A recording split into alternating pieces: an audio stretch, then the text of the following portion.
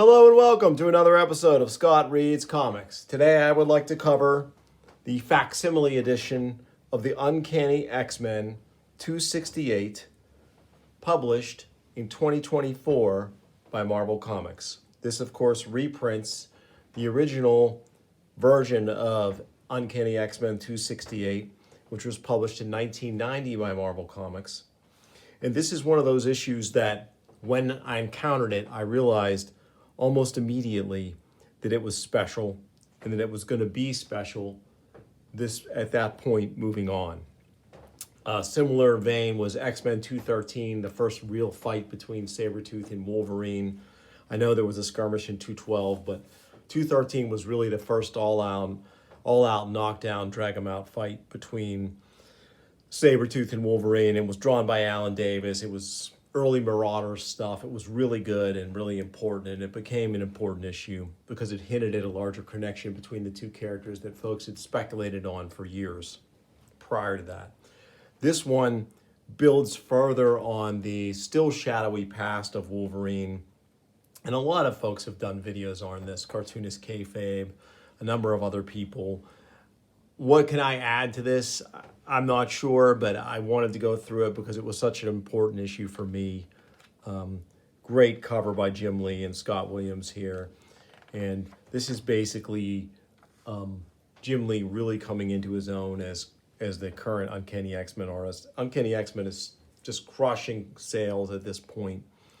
Still very early 1990.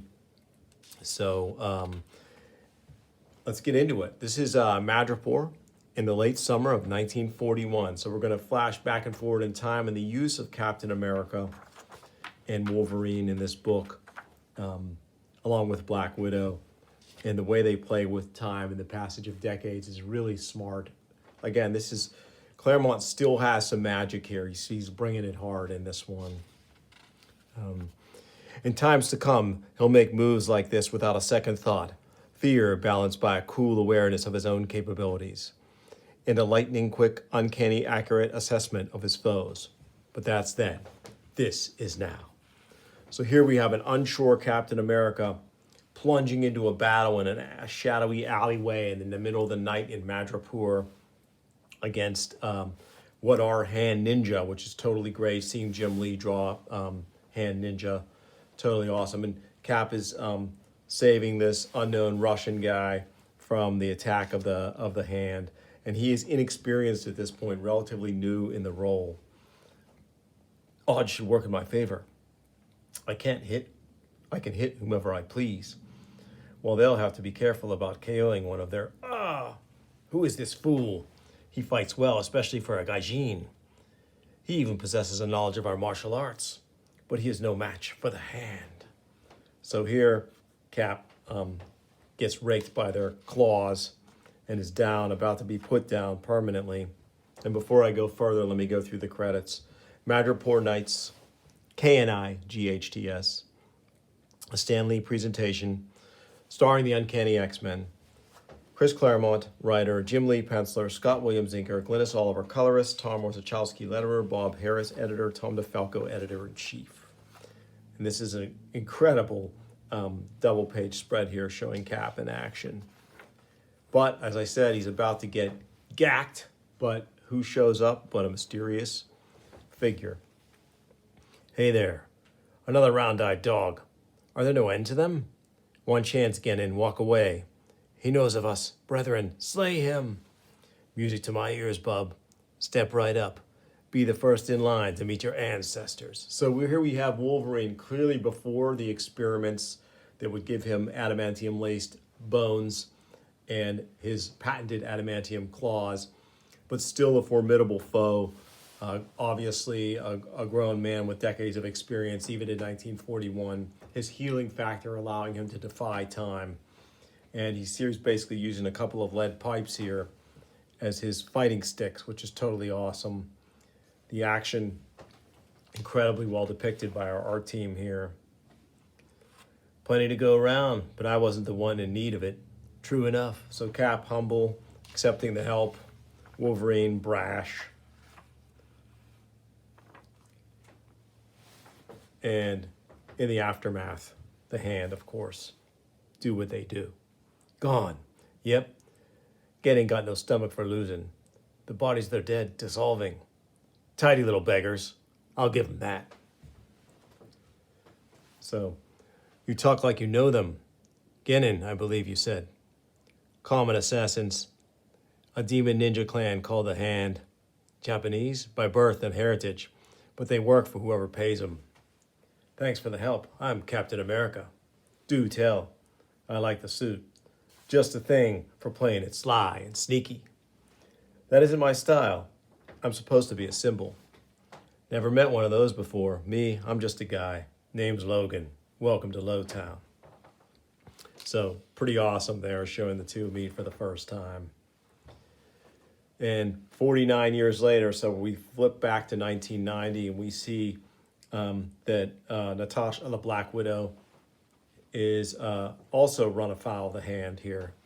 But we see Wolverine, Jubilee, and Psylocke coming to the rescue. And of course, Psylocke in her guise as Quanon, transformed from Betsy Braddock, English woman, to the Asian woman Quanon. So that's kind of a weird thing Claremont was playing with during this period of the X-Men's continuity. And we have Jubilee in her best role as Wolverine's sidekick and looking very cool in Robin from DC Comics colors. I always liked that. And a little bit of an homage to, I would say, Dark Knight as well, which was 5 years in the past from this, or 4, I think. Madripoor is my turf. You aren't welcome. So here we have Wolverine in full costume with the clothes and the claws and the adamantium lace bones. And Black Widow is thankful but ill from, I think, poison. Meanwhile, back in 1941, at Seraph's Bar, which would become the Princess Bar, which is where most of Wolverine's adventures were originating when he was in Madripoor during his solo title at this point in Marvel continuity. But back here in 41, we have sort of a Casablanca moment where we have Nazis in the bar, because this is kind of neutral territory, and Logan, not yet Wolverine, bumps into them quite on purpose, it's revealed. But before things can escalate into a full-on brawl, this is my place, gentlemen. Hiya, Seraph. So who are they looking down at? This lady right here. I decide who stays and goes. Takes all sorts to make a good saloon, Herr Kurtzman, and it isn't always the clothes that brand a man a class or riffraff. That's telling him, darling. Shut your mouth. I'll deal with you later. Only person here entitled to throw any weight around or make a scene is me. A regrettable misunderstanding, madam. Though wronged, that is no excuse for a true Junker to forget his manners or the proprieties of being a guest. It will not happen again. Going somewhere, Shorty? Back to my table. By rights, I should toss you into the street on your knucklehead keister. You know the rules, Logan. It wasn't my fault. Please, whatever. Whatever you have planned, take it outside. I won't have my place wrecked or my customers put at risk for you or anyone. Yes, ma'am. Here's something interesting I noticed. I probably read this book 20 times, maybe 30 times over the years. This is the first time I've noticed this. So she has him by the scruff of the neck here, from this panel to this panel. And I never noticed that she had lifted him off the ground. Now, at this point, he doesn't have the adamantium lace skeleton or claw, so he doesn't weigh 195 pounds like the official handbook says he does at 5'4". But he probably weighs 150, 160 pounds because he's solid muscle at that size. So the fact that Seraph is lifting him here off of his feet, and they're showing us that in this panel, I don't know if Claremont ever had anything in mind for her, if she was a mutant or not, or something. I just find that little detail so tickling and so funny and cool. And all these years I missed it. So that just goes to show you, when you reread a comic like this, you can always find something new, something cool. Don't you sass me, Shorty. I mean it. Don't doubt it for a minute. Here's drinks, fellas. Sorry for the wait. I don't drink. Why am I not surprised? But I knew that. Not even the slightest residual taint of alcohol on your scent. Mineral water for you. Vodka for Major Petrovitz. I am Ivan, please.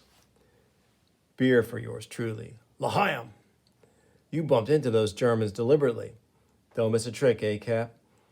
You're both after the big fella, Strucker. This way, I've tagged his scent, so I can follow his trail anywhere on the island.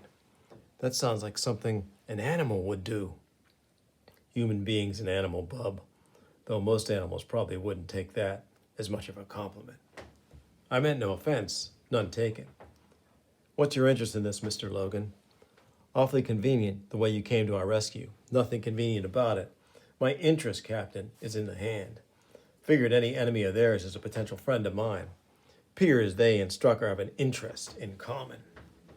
So the interest turns out to be a young Natasha Romanoff, which we're going to find. Meanwhile, flash forward to the current times, 1990 at this point, and we see Logan has rescued the Black Widow and put her in other clothing. I guess he's repaired her uniform, but I mean, it's a bit, I guess that's all he had. You know, he didn't have a t-shirt or anything. And of course, Jubilee is insanely jealous because she loves Logan, Wolverine, and Quanon is, Psylocke is nonplussed by the whole thing. And of course, this is a very funny sequence here. It's pretty great. I should actually read a setup to that. Is it like my imagination, or is every old buddy Wolvie's got in the whole world like some incredibly, fabulously gorgeous babe? So she's very jealous, and here she's sort of like in this great little panel. She's kind of checking out the assets of Psylocke and the Black Widow and sort of looking at her prepubescent self and finding herself wanting, which is a little funny. Meanwhile, back to 1941, this is an incredible sequence here. Nazis are in this crazy oversized roadster running down this alleyway, and Logan stands in front of them. And again, he doesn't have the claws and doesn't have the adamantium lace skeleton, but the way he moves and everything is just so cool. I love the character of Wolverine on so many levels, but the claws just seem to take over the character. And for instance, in the movies, it's almost all he does. It's all claws. Like none of his other assets, his abilities, nothing seem to matter in most cases. The senses, his enhanced physical abilities, all those things get lost because people fixate on the claws.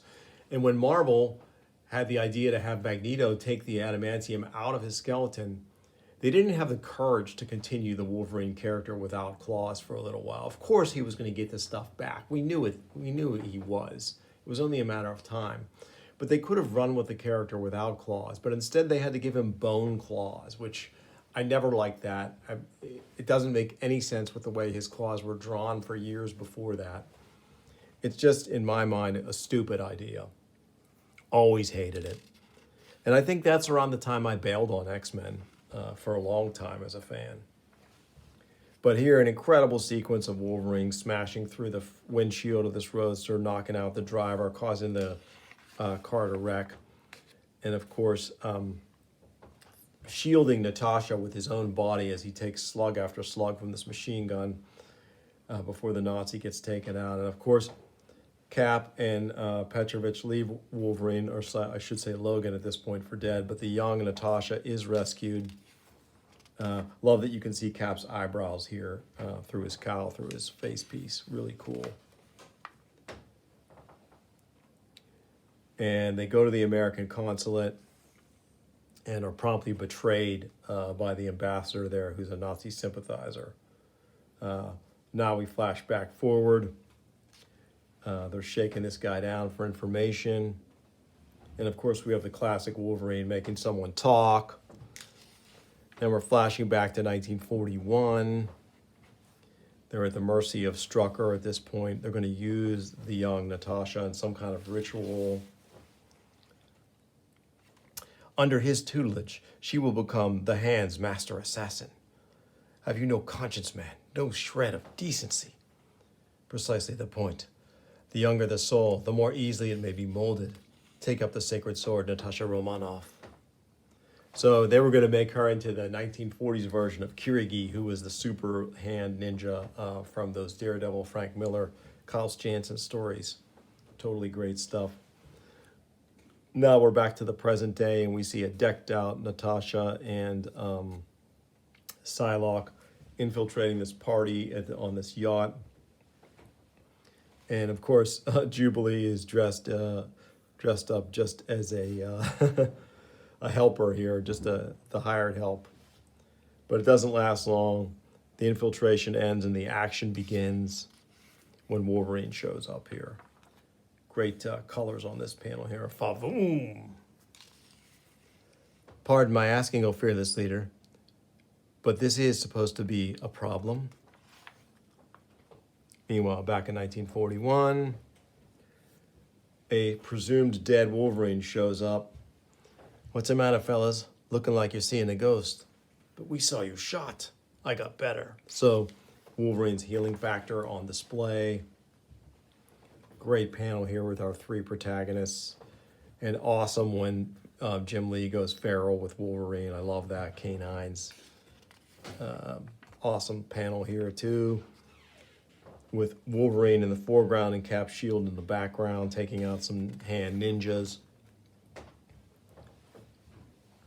And finally, they are able to successfully rescue young Natasha and get her safely on this plane with Cap saying his goodbyes to Wolverine. We work pretty well together, mister. Shame to break up a potential team. Appreciate the thought, Cap, but I work alone. Don't need a sidekick. Actually, I meant as my... Well, never mind. Perhaps it's for the best. Take care, Logan. Love the sheepish look that Jim Lee and Scott Williams get on Cap in this panel. I hope we meet again. Anything's possible. Count on it, little uncle. So Wolverine's angry at his nickname. Back to the present day. We have, of course, the villains of the party of the tale are wrapped up here. The Strucker twins and the crime boss. But of course, they're being observed. The action is being observed by some unknown party.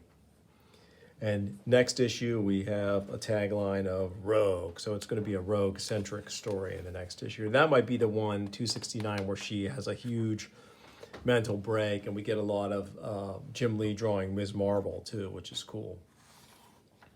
So yeah, that was a quick look at the Uncanny X-Men 268. This is, of course, the Facsimile edition, but nicely done by Marvel. Again, I will reiterate my previous criticisms of their Facsimile editions. Number one, ditch the slick paper, go to a newsprint. Number two, put this barcode on the back. Doesn't have to be on the front. I'd rather see it marring this Ravenloft ad than the front of the cover. You know, put Spider-Man's head in the corner, like in the direct edition or whatever. But yeah, I hope you enjoyed it. If you did, please like and subscribe. Tell your friends, and I'll bring you more soon on Scott Reads Comics. Thanks for watching.